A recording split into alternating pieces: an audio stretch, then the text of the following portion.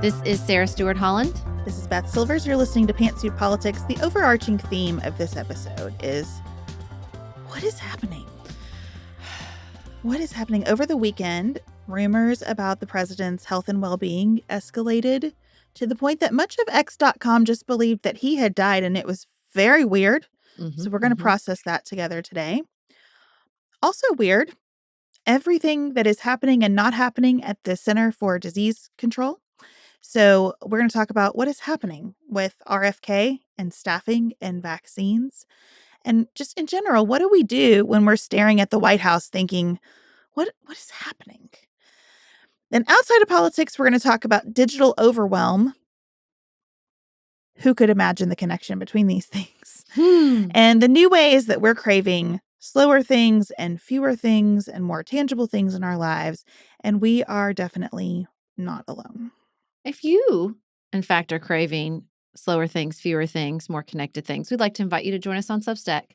Thanks to the 200 people who joined us over the last month there, you don't even have to be a paid subscriber to receive our show notes, episode transcripts, or our Friday essays. You can find all things Pantsuit Politics on our homepage there, pantsuitpoliticsshow.com. If you like what we do here, a free and easy way to help us grow is to follow us on Substack. So we hope that you'll do that today.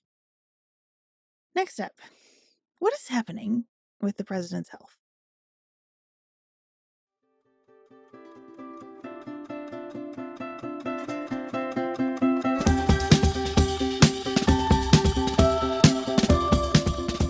Sarah, on Saturday morning, I woke up. I opened X.com just to see what that particular segment of the world was discussing.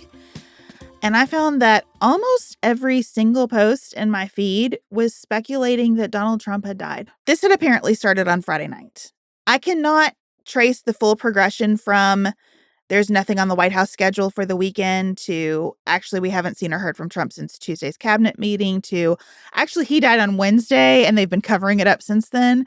But that seemed to be the trajectory and it was wild. Well, Griffin came downstairs on Friday night before we were going to watch a family movie. We watched Rudy.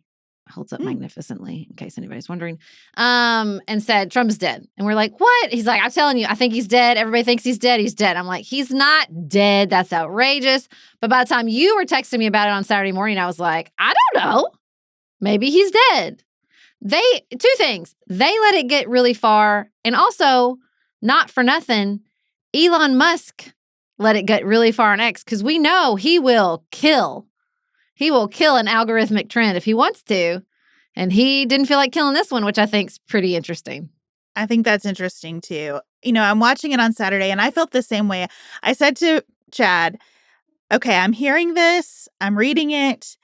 I do not believe it, but I don't not believe it. I don't know what to believe. And the weirdest thing was the absolute silence from official news sources. You couldn't even get anyone saying, this is happening, it's not true. It was just crickets. And that made it feel weirder. And you could tell that the algorithm was rewarding it, not suppressing it. And so you saw all these people who were like, this is definitely false, but I'm still going to make a joke about it. I'm still going to weigh in on it because I want to get the benefit of the algorithm. I think it was like the most intense period that I've had of realizing, we don't know anymore. You know, there are pictures of him being released and we're questioning whether the pictures are real. What date are the pictures? There's video and you're going, is that real video? Is it edited video? Is it AI? What is happening? And I thought, I don't know how to do my job anymore because this is a really strange moment. The background to all of this for me is the Joe Biden of it all. And I could feel myself falling to the old mental pattern I had with Joe Biden, which is we know he's old. That's not new news. Trump is 79 years old. He's old, okay? And if I'm not his doctor and I don't have complete information, what am I going to add to this? But then I think that was a mistake with Joe Biden. I think it was important and worthwhile to point out, like, this video went viral. Everybody saw it and made their own conclusions. And whether or not it is reflective of his actual health, something is happening here in our decentralized media environment when something breaks through on this level. And just because you don't have a doctor coming out and saying, I've seen his medical records, this is what's wrong, or the White House releasing statements, doesn't mean it's not relevant and important.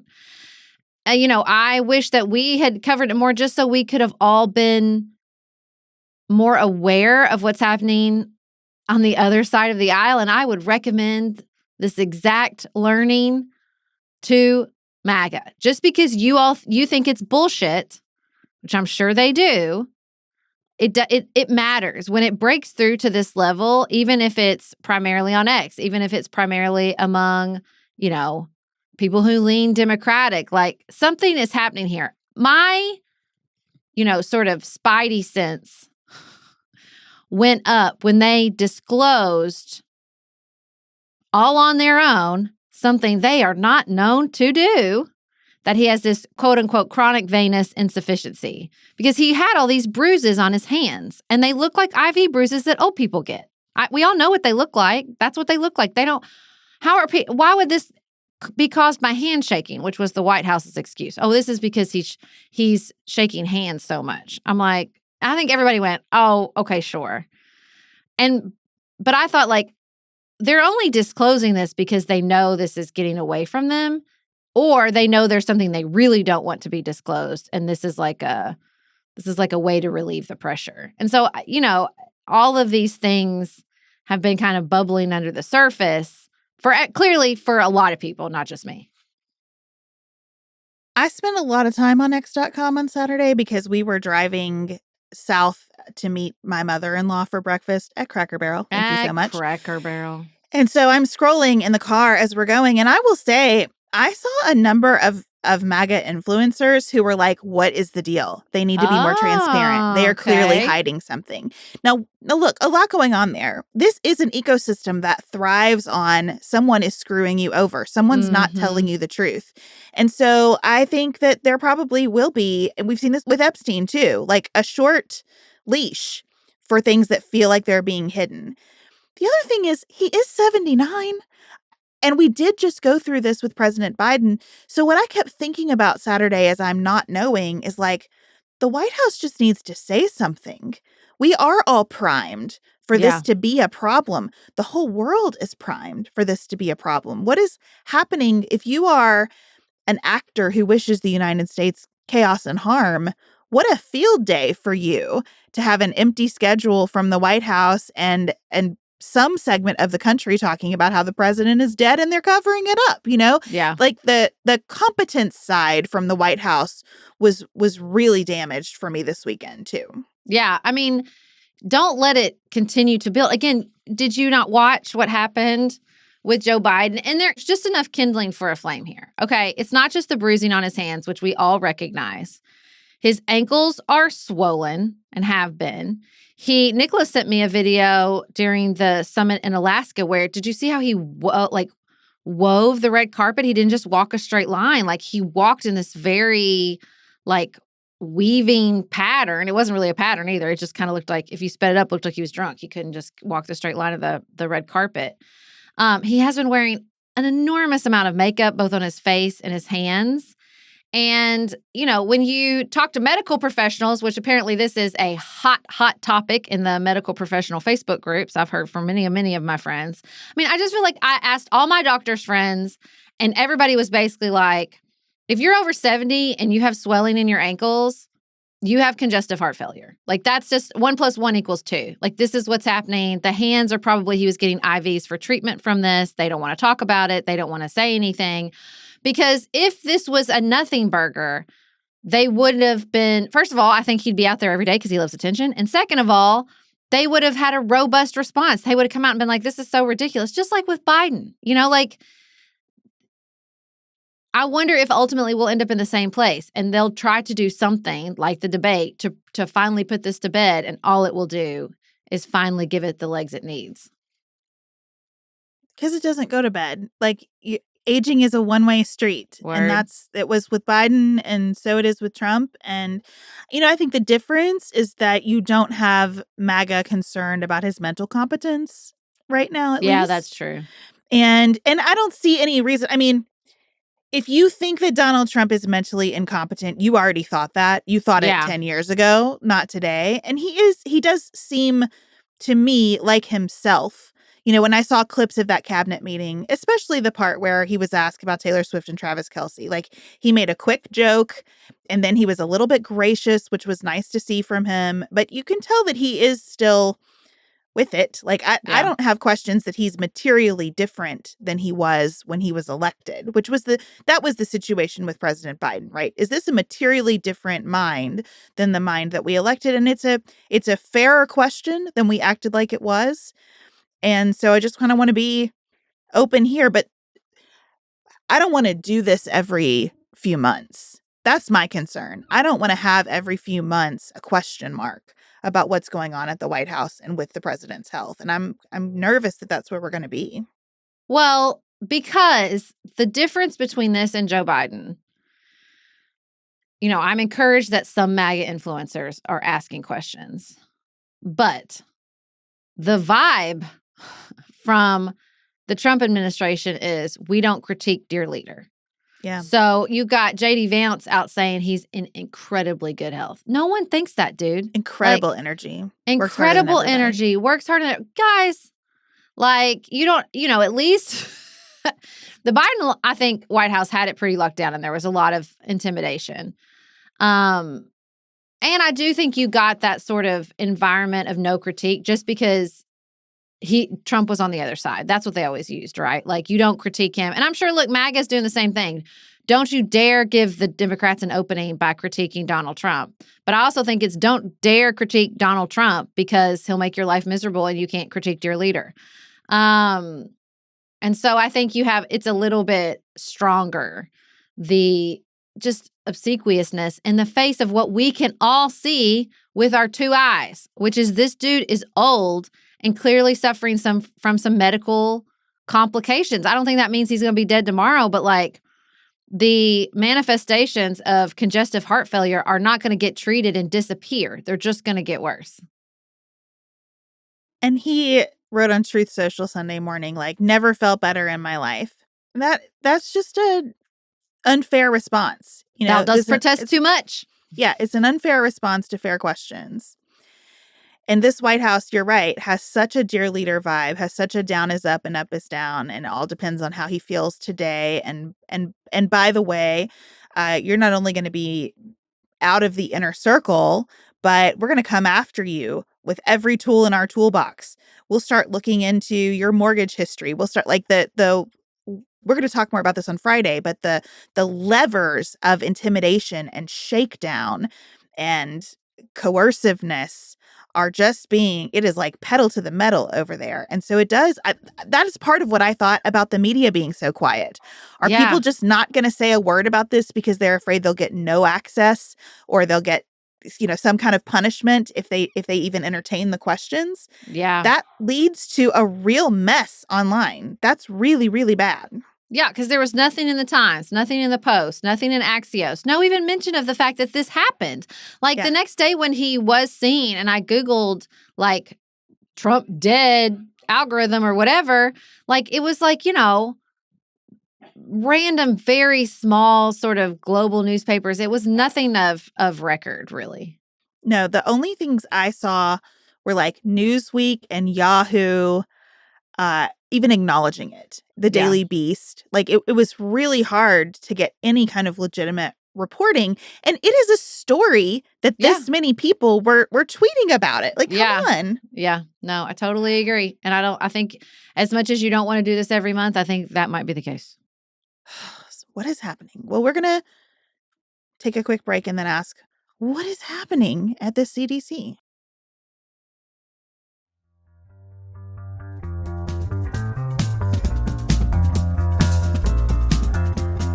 Sarah, speaking of what is happening in media, I felt like that was the actual headline for days around the firing of Dr.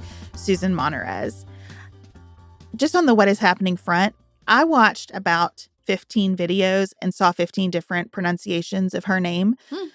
I hope that Monarez is close to correct. If you know for sure, if you would email me, I would like to know. But anyway, this is a very impressive scientist who was confirmed by the Senate to be the CDC director on July 29th. On party line. So this is not like Yeah. some, easy peasy confirmation. Everybody loves her. Or, she's some progressive hideout that all the Democrats love. Well, I think that the issue was that she towed the Trump line in her confirmation hearing. Her resume is impressive. She doesn't have an MD, which is unusual for CDC director, but she is a microbiologist. She's an immunologist. She is qualified to do this job. But Democrats were very frustrated during her confirmation hearing because she was asked questions like, if the president asked you to break the law, would you do it? And she said, the president would not ask me to break the law. Right. And that kind of back and forth, the theater these confirmation hearings have become led to this party line vote. But I think if you ask most people in the quiet of their offices, do you think that she can do this job? They probably would have said, yeah, it's just everything around her is such a mess. And that was true. So July 29th, the CDC is down over 5,000 employees because of layoffs and the fork in the road packages and other departures. 8 days into her tenure, there is that shooting at CDC headquarters in Atlanta. So it's tumultuous. And then last Monday morning, according to Politico at 11 a.m., Robert F. Kennedy Jr. and his top aide, Stephanie Spear, who's a very interesting character if you start going down that rabbit hole, met with her and said, "We feel you're incompetent. We'd like you to resign." And she said, "No, thank you. I will not." And they said, "Okay, well then how about you fire a lot of top leadership? And also make sure that you agree with the recommendations that are going to come out of this advisory committee on immunization practices that we fired everybody and then staffed up with our own people. How about you do that?" And she said, "No, thank you." And then she left and called Bill Cassidy, who is the chair of the Senate Committee on Health, Education, and who everyone Labor, is and waiting to Pensions. save us from RFK. I don't know Yes. why. And that made RFK really mad that she got Bill Cassidy involved. He did not like that at all. So she gets dressed down over that. And we're at this place now where the White House has said they have fired her, and her lawyers are saying, not really. The president hasn't directly talked to her, and the president has to directly fire her. And also there's no reason to fire her. And it's a mess. But then Trump does fire her, just in case everybody hasn't been following the story. Then he fully fires her. And then you have the resignation of several top leaders at the CDC. Dr. Deborah Horry, the CDC's chief medical, Dr. Dimitri Daskalakis, the director of National Center for Immune and Respiratory Disease, Dr. Janel Jernigan, director of the National Center for Emerging and Zoonotic Infectious Disease, and Dr. Jennifer Layden, the director of Office of Public Health Data, Surveillance, and Technology. So you have a bunch of top leadership saying he is weaponizing this. We're out. We're resigning. She lawyers up. And look, here's the thing. It's not even just about the CDC. It's not even what's happening at the CDC. It's what's happening at the entire Department of Health and Human Services, which is he's burning it to the ground. I mean, I just think, what else can you say at this point? He's tearing it apart limb from limb. It's hard because this is an intimidating topic. The CDC, the FDA, the NIH, these are not perfect institutions. They are, overly bureaucratic. They are opaque. This is now working against them, I think, in a really big way because people don't understand what they do. They don't understand the importance of this leadership. And even, I think, something that feels like such a big deal because it rightfully is the politicization of the immune schedule. To most people, my husband and I were talking about this weekend, it's like 20% of people got the booster. This is not a huge proportion of Americans that are going to be affected. I am one of them. I would like to get a COVID booster before I leave the country twice, but it's not a huge proportion of Americans. I think people don't, sort of understand the complexity of this vaccine committee. They don't understand. I think people perceive so much of the CDC and the NIH and the FDA as politicized already. So when somebody starts waving a red flag and saying he's weaponizing it for politics, people are like, what's the difference? And it's really really hard. I think it's hard to prove a negative. It's hard to argue a negative. Well, they're canceling all this research funding. We're going to miss out on stuff. People don't know what they're missing out on. So it's like this black box that has a raging fire inside that nobody, can truly understand what's at risk. It's, meanwhile, the poor people at the CDC are literally getting fired upon with actual bullets, much less just being laid off and treated like dirt. And it's a mess. I think all that distrust that you named is also wrapped up in the fact that there's a relationship between government agencies and pharmaceutical companies, which people also are conditioned to distrust and think the worst of and assume terrible motives on the part of. So the president, in the midst of all this, posts this on Truth Social. It is very important that the drug companies justify the success of their various COVID drugs. Many people think they are a miracle that saved millions of lives. Others disagree. With CDC being ripped apart over this question, I want the answer, and I want it now. I have been shown information from Pfizer and others that is extraordinary, but they never seem to show those results to the public. Why not? They go off to the next hunt and let everyone rip themselves apart, including Bobby Kennedy Jr. and CDC, trying to figure out the success or failure of the drug company's COVID work. They show me great numbers and results, but they don't seem to be showing them to many others. I want them to show them now to CDC and the public and clear up this mess one way or another. I hope Operation Warp Speed was as brilliant as many say it was. If not, we all want to know about it and why. Thank you for your attention to this very important matter, President DJT. Swear to God. It was brilliant. Why does he do that? Why is he writing these memos to the American public? This is the stupidest thing. Why does he act like these things are beyond his control? He has two modes. I don't know. Well, who knows? And I know everything. I'm right about everything. Do everything I say. And it is so chaotic and jarring to be toggling between these two modes all the damn time.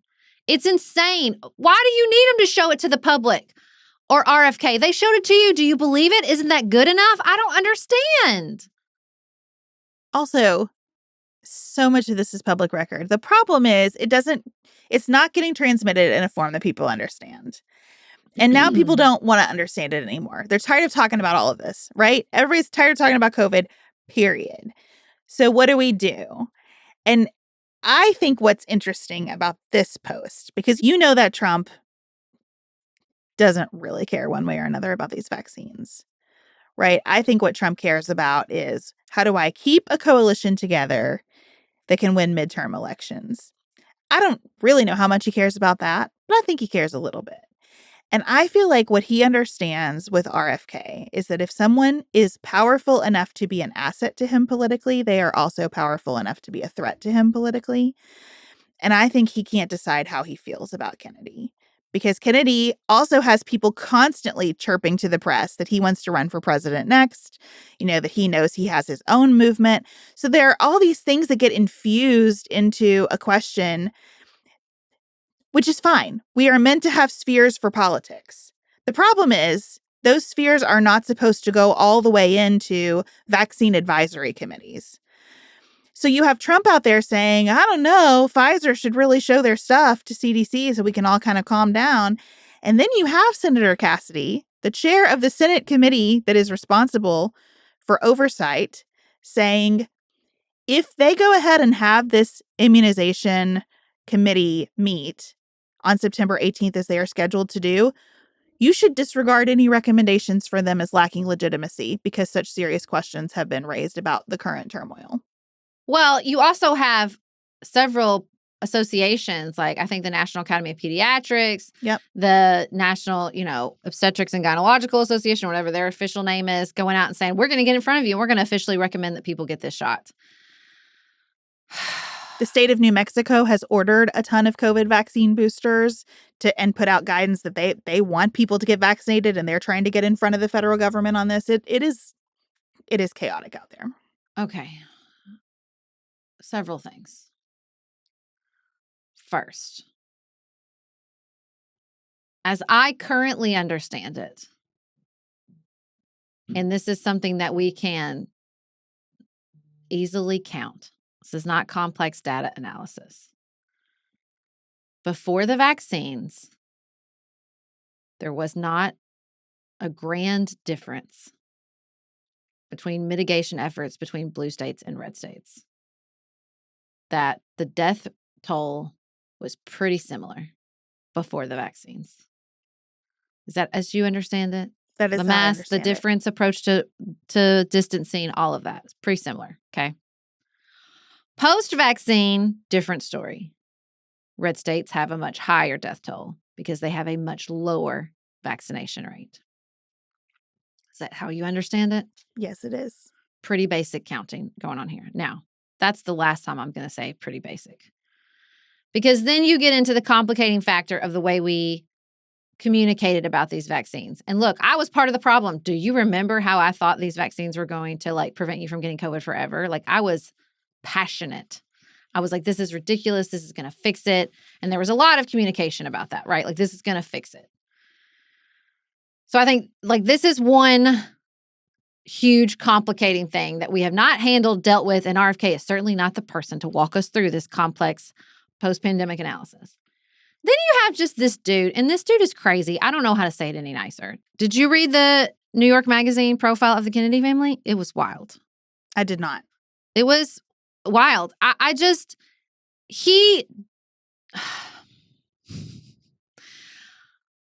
First and foremost, he does not have the expertise. That was abundantly clear in his confirmation hearings. There were questions, basic questions he could not answer. I can't decide if he's just a true believer about this vaccine stuff, if sort of the corruption angle, the way he is all tied up, and so many of these people are tied up making money off preying on people's fears about vaccines, about toxins, about food dyes, all of that. So you have the him of it all. You have the COVID of it all. You have the him of it all, which is a mess. You have these bureaucracies that are problematic. No one, including people who work at the CDC, at the FDA, at the NIH, is going to argue that these are stellar examples of government efficiency, public health communication, or scientific efficiency, right? Like there's problems there. Have been. Hell, half of Abundance, the Ezra Klein, Derek Thompson polemic that all progressives love, is about the problems within our research community and what's going on there. So you have that. Then you have like legitimate concerns, I think, from the American people and complete dissatisfaction with our healthcare industry, with pharmaceuticals, with our diets, with our ultra-processed foods, with chronic illness among children. So it's just like, it feels like a tornado with all of this, like in this just giant swirling mass. I do feel like he's basically standing in the eye of the tornado. Like I think Trump is trying to play the politics of it all, because I think Americans are like down for with a lot of what he has to say about health. They're not sure about the vaccines, but they don't know enough. It is a mess. It is a giant mess that I can barely see my hand in front of my face for, much less just, the average person passively taking in news. I think I look at RFK and feel like he is doing this job the way that I sing with the radio. There are a few phrases that I got, right? But I don't know the song, And I feel like he names some things that people really care about, and there are some things that really break through, but he doesn't know the song. I mean, I remember in his confirmation hearing, he struggled with the difference between Medicare and Medicaid. Yeah. And I get that people want outsiders in government, but there's a level of government where you really need to know the government as it exists today if you're going to do better. I think there are lots of places in society where we're struggling with this question of whether anything can be reformed. Can you reform an existing thing, or do you have to tear down the thing and build a new thing better? I think there are lots and lots of places where we're asking that question. Policing is one of them. These government bureaucracies is another. So many areas. Public schools. You look around and you see people saying, I don't believe this thing can be reformed, so I just want to build something totally new outside it and tear this thing down. I personally believe things can be reformed. I think either way, you need to understand the thing you're dealing with it as it exists well enough to know the consequences of tearing it down. I understand looking at organizations that you think are too bureaucratic and deciding, well, we need new leadership here at every level. I also understand in some fields, there are not just like tons of applicants waiting outside who would come in and do it the way you want, who also have the experience and expertise to do the job. And that is what makes me so sick about this. When you think about the things that this administration is doing that can be mitigated or undone or reversed by future administrations, getting back all of this expertise that is walking out the door right now doesn't strike me as one of them. The people who want to do these jobs study for a long time to do these jobs, and these are the jobs, right? Now they'll go out and they'll find other things. They'll probably make a hell of a lot more money and be treated a lot better than they have been, at least over the last year. But man, like, who is going to do this work? I am so concerned that while he is talking about food dyes and autism, we are going to have some kind of biosecurity event, some kind of new pandemic, something that really gets away from us because we're so distracted. I share people's concerns about our overall health and well-being. I question the federal government's role in that exercise. I think in terms of prioritization, that biosecurity layer is the top one, especially after what we just went through with COVID. And so to be in this cycle where a senator tells us that the recommendations of an official body should be disregarded because their legitimacy is in question, and meanwhile states and medical associations are issuing their own guidance, it's terrible. And the conversation I just had with my primary care physician about what vaccines are going to be available this fall and where and when we should get them reflects all of that, right? It is rolling downhill really, really fast with this one. There's a part of me that thinks we are coming to realize that in so many ways that, that blip of the 20th century where you had this moment in expertise where people told you what to do and you did it and that was it. And Walter Cronkite came on the news at the end of the day and told you what happened and that was it. Like, it is good and truly over. And it was really never true in so many forms of particularly our healthcare industry, with pharmaceuticals, even with vaccines to a certain extent, that this presentation of complete knowledge was real. We have never been good at communicating like, this is what we know now. We think in so many levels that, like, if we communicate, no, this is all you need to know, people won't get confused, people won't be overwhelmed, people will take the recommendation. Like, I get all that, but we have hit the end of the road, right? Like, we have hit the end of the road on just trust us and take this little bit of information we want to give you.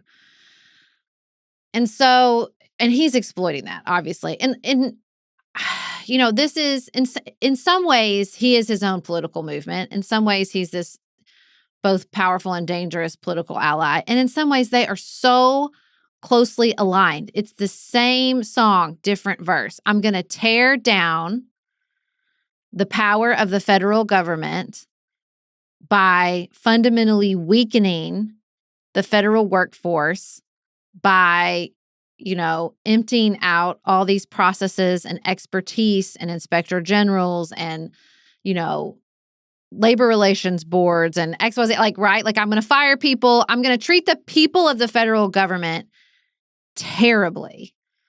And I'm going to fundamentally weaken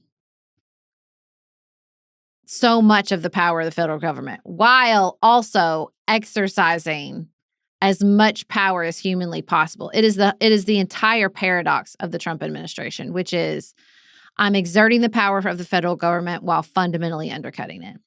And I think what you're naming is that undercutting is always borrowing from the future. He's always borrowing from the future through this work of basically abusing the federal workforce. I don't know what else to call it at this point. Like, harassing, threatening, abusing the federal workforce. And nobody is exempt. Fed governors all the way down to, brand new hires at the National Park Service. Like, everybody's going to feel the brunt of this. And it's all an exercise of, the performance of power right now. I think this is reflective in what happened over the weekend with India.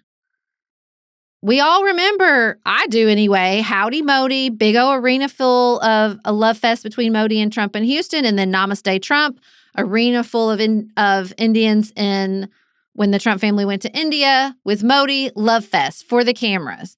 But it was because there's no real strategy, because there's no real policy prioritization, because there's no real expertise, because you fired everybody. Then the actual work that's been going on for decades of strengthening the United States relationship with India to undercut China and Russia, we were borrowing from the future. We were holding these big, flashy performances right now while probably treating the actual diplomatic, well, we know we've been treating the State Department and probably the experts on India like shit from all the way back with Rex Tillerson, right? So we know that's the case. So we're undercutting it. We're borrowing it from the future. We're borrowing from and so where are we now? The relationship is completely fallen apart. He's out there holding hands with Putin and Xi Jinping, and nobody cares, or nobody's going back and being like, oh, but we really had Howdy Modi and Namaste Trump, and didn't that hold it all up? No, because they're always borrowing from the future, and it's going to run out of road.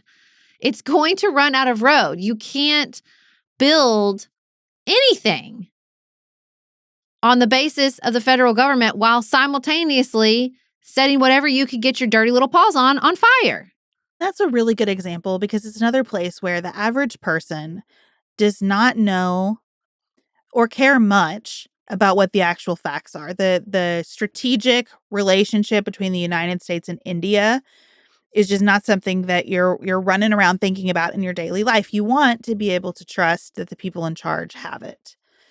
And I think you want to be able to trust that the people who sit on the advisory committee on immunization practices are qualified to be there and have the right motives in mind and are going to do the right things. And this is the question. How do you trust an administration that ran on distrust as the platform? And can we have a government that we trust at all in an era where people aren't following things very closely and know just enough to have a sense that they're not being told everything and that things are kind of spiraling out of our grasps? I thought about this morning in connection with the earthquake in Afghanistan. I read just a really short blurb about the aid that is needed in Afghanistan right now because it was a devastating earthquake. And it listed what the United Kingdom is doing and some other countries, and ended by saying the United States State Department has sent its heartfelt condolences. That was my reaction too. Now, if you're walking around in the street and you say to people, should we help Afghanistan rebuild after this devastating earthquake? I don't know what people would say. Most people are going to say my prices are too high and I don't want the government spending money on helping Afghanistan. I think that's probably correct. How do you have a government, a democratically elected and accountable government, that says sometimes most people are wrong because they want to take from the future, and the future depends on us being a partner to other countries in the world, being at the table where decisions are being made? I am really concerned that we are ungovernable at this point in the United States because so much has been built on distrust. And because I look at this White House, that's the theme of this episode. I look at this White House and I just don't trust what they're telling us or what they're doing or why they're doing it. And that is a terrible, terrible state to be in. Well, I think what you named, though, is important. It's almost like we are encountering sort of level tiers of distrust in the institutions. The forward-facing, easily understandable, the parts we interacted with, people were unhappy with. There was a lot of distrust. There was a lot of frustration with all of our institutions.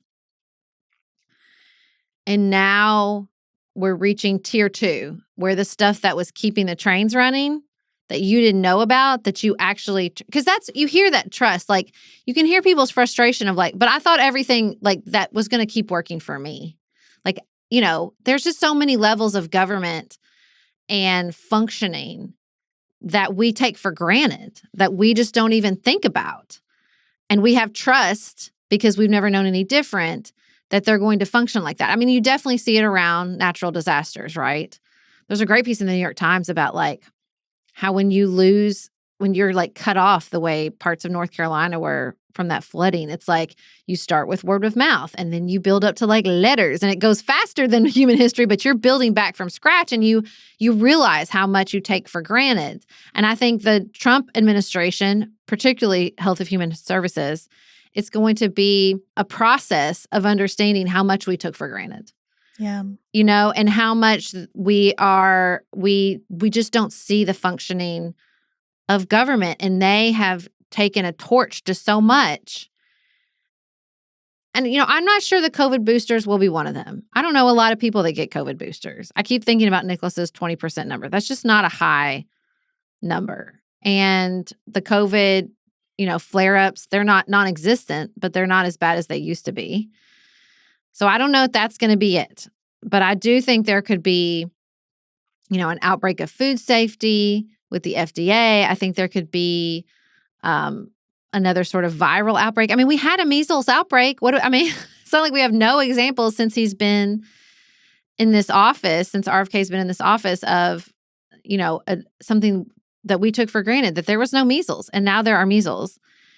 And so I don't know. I just know that it feels like they're pushing this beast that they are simultaneously, overworking, dismantling, whatever the case may be. And you can just feel the pieces falling off. I don't know if they can feel the pieces falling off. I don't know if they see the conflict between you want this exercise of power and you are dismantling the thing that gives you said power. I mean, the power is supposed to come from us, and he won. So I guess he feels like he has the power. But the processes are you can just feel the strain. You can feel it in the court system.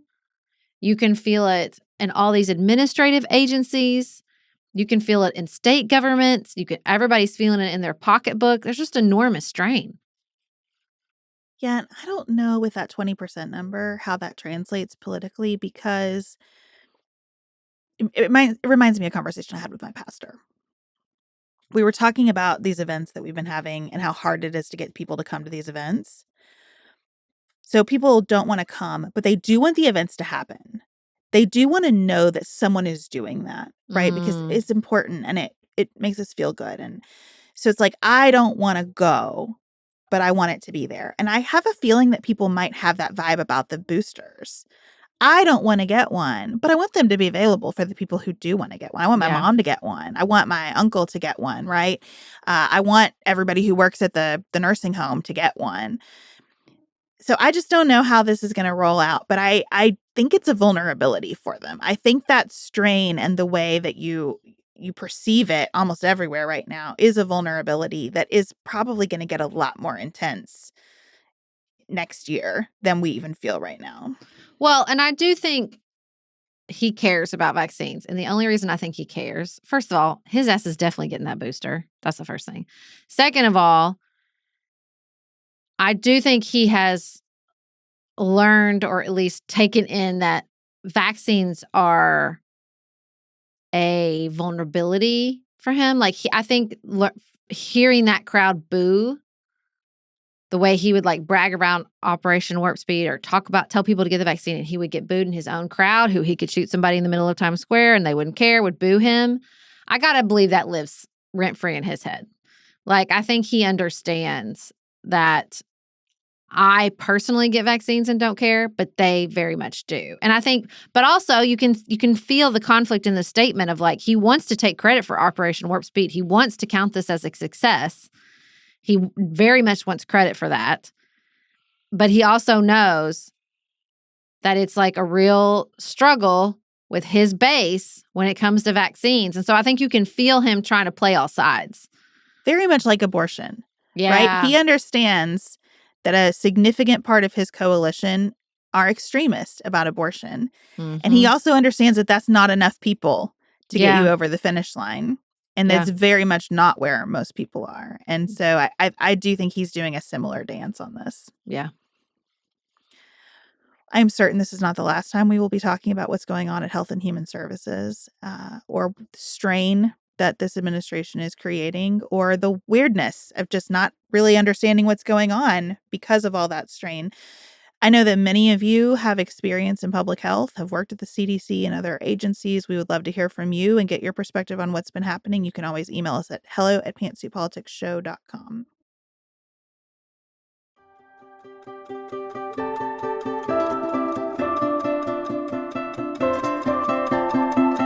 Okay, Sarah, we always end our show with an exhale, something outside of politics. And you were telling me before we started recording that on a recent trip, your Gen Z cousin brought a point and shoot camera to take pictures. I would love to hear more about that. Well, she's a millennial. She's a baby millennial. I'm like the oldest millennial. She's like the youngest millennial. My cousin Taylor. She brought the Camp Snap. It's like a digital point and shoot, but there's no screen. You kind of have to take them outside. You don't have enough light. Like, it's not like a digital camera. I don't really understand it, honestly. You can take like 500 pictures on a charge. It's reusable and rechargeable, but it gives you that sort of analog feel of a point and shoot camera. I've been really wanting to get back to a point and shoot for a while, but man, it's just the pictures that iPhone takes is so good. But I have noticed that I am taking significantly less photos. Like, I think there's an interesting movement around photography to just take less. They don't have to be perfect. We're not trying to, capture every second. We've definitely reached peak. Like, everybody's filming every second of like dumb stuff, concerts, kids recitals. You're never going to watch that, guys. Ever, never, never. So I feel it there. I feel it in so many areas. I mean, a radical act. We canceled our Amazon Prime. We don't have it anymore. And it's been great. I don't take many pictures anymore either. I mostly feel myself thinking, oh, I better take a picture of this, or I better record this for relatives who are not nearby. Mm-hmm. Mostly for my parents when the girls are doing things. I think, oh, I better take a picture. But my camera roll is almost all screenshots of things that I'm trying to save for work. I'm just tired of it. I'm tired of looking at it. I'm tired of looking at other people's heads. I really lost my mind this weekend in a way that I probably should apologize for. But I took Jane shopping for a homecoming dress, and she spent most of the time we were gone on her phone. And it drove me crazy to the point where I said, is this what you want to do today? You want me to drive you here to shop for these dresses and you be on your phone the whole time? I mean, I was really, really mad. And I feel myself getting mad more often, like out to dinner and somebody's on the phone. It makes me mad. I want it to stop. I'm mad at myself.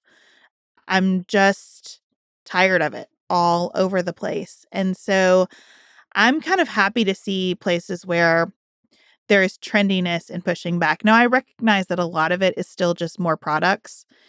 So Taylor Swift is releasing The Life of a Showgirl on vinyl, and we've had like all of these countdown clocks to a new vinyl edition, and also CDs and cassettes. And there's a part of me that's like, I don't want more stuff. That's not the answer to what I'm looking for, but I do understand wanting things that you can hold in your hand and wanting things that feel like pieces of art. Like, I get with those vinyls that the covers are neat. It is, I miss the inside of CDs and all the notes and all the lyrics and unfolding it and spending time with the art in that way. So I don't know what the answers are. I just know that I am getting crankier by the day about the phones. Yeah. I mean, I'm really trying to think, is this a digital tool that's making my life better or worse? And, like with the Amazon Prime,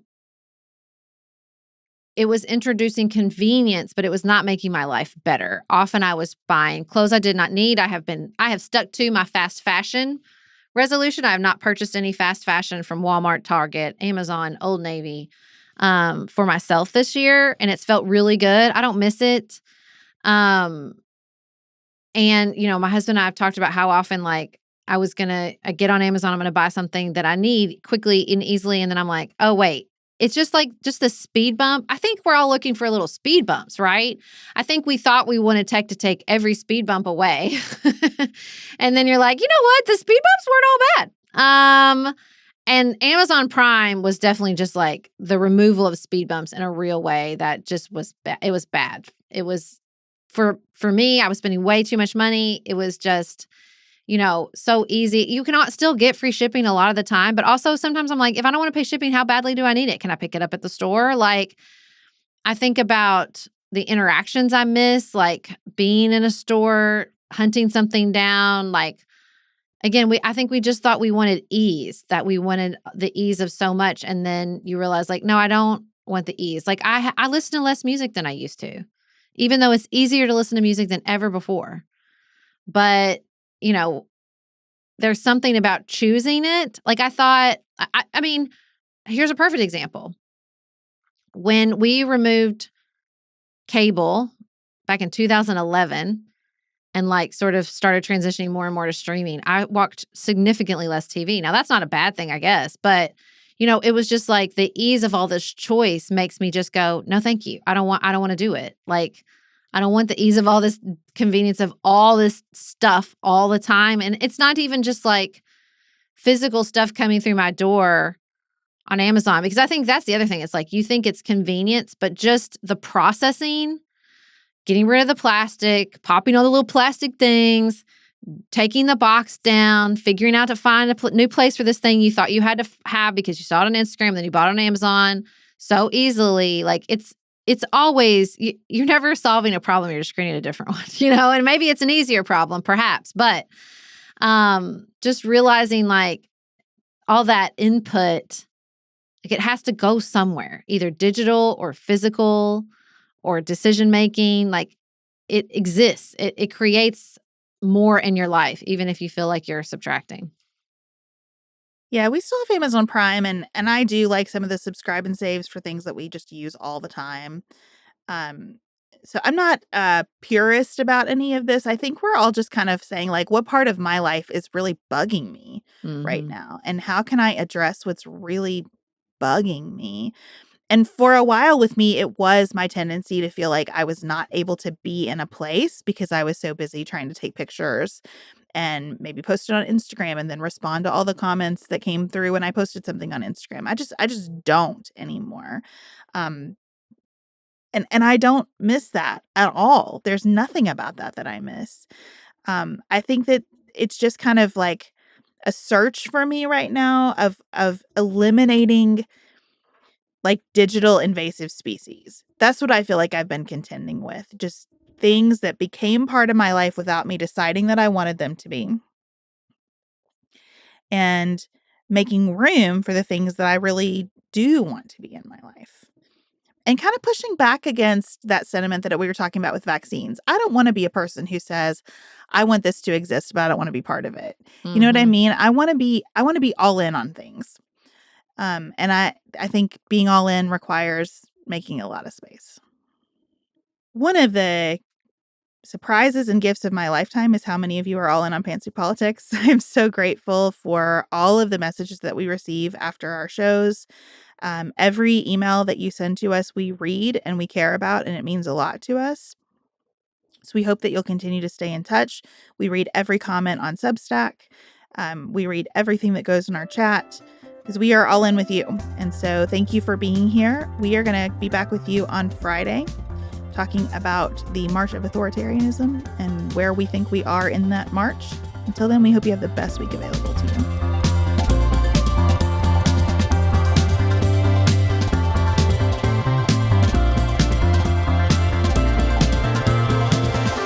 Pantsuit Politics is produced by Studio D Podcast Production. Elise Knapp is our managing director. Maggie Penton is our director of community engagement. Xander Singh is the composer of our theme music with inspiration from original work by Dante Lima. Our show is listener supported. Special thanks to our executive producers: Martha Brunitsky, Allie Edwards, Janice Elliott, Sarah Greenup, Julie Haller, Tiff and Jess Hassler, Emily Holiday, Katie Johnson, Emily Helen Olson, Barry Kaufman, Catherine Vollmer, Lori Ladow, Lily McClure, Linda Daniel, Tracy Putoff, Sarah Ralph, Jeremy Sequoia, Katie Steigers, Karen True, Annika Uvaline, Nick and Elisa Valelli, Lee Shea McDonough, Morgan McHugh, Jen Ross, Sabrina Drago. Becca Dorval, Christina Quartararo, Shannon Frawley, Samantha Chalmers, Crystal Kemp, Megan Hart, the Adair family, Jenny Francis, Leanna Pilgrim Larson, the Monarez family, Ashley Renee, Michelle Palacios, Catherine Jardine Caness, Jessica and Brandon Krause, Veronica Samuelidis, Suzanne Dickinson, Michelle Dean, Emily Ott, Dave and Beth Gaines, Hillary Wentworth. What? Can I drive? They said no. If you said, please.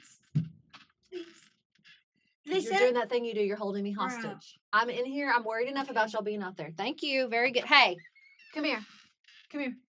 I'm very proud of you for not going after Amos and letting him rage bait you. Just coming in and telling. That was the right call. Okay.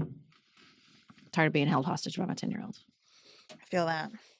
I just told Nicholas, I'm like, every single time it's like, okay, well, you want to do this or compromise or what about this? I'm like, I'm not doing it anymore. This has got to stop. No. Not no, but do you want to do this? No, but is this okay? No. Just no. It's a complete sentence. I was smiling in my head, though, at you saying, like, here's what you did right, because I've been trying that so much. I feel like the 10-year-olds need that badly. Like, hey, you did. You handled this. I saw you reaching for maturity. Nice job. Keep reaching for maturity. Yeah, maturity is the word we use 16 times a day. Yeah. So much talk about maturity here. Okay.